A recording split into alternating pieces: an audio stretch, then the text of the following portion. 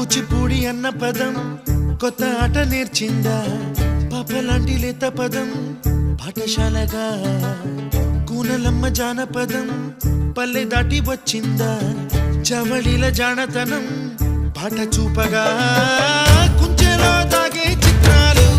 ఎదురొచ్చేలా అంతటా ఎన్నో వర్ణాలు మంచులో దాగే చైత్రాలు బదులిచ్చేలా ఇంతలా ఏవో రాగాలు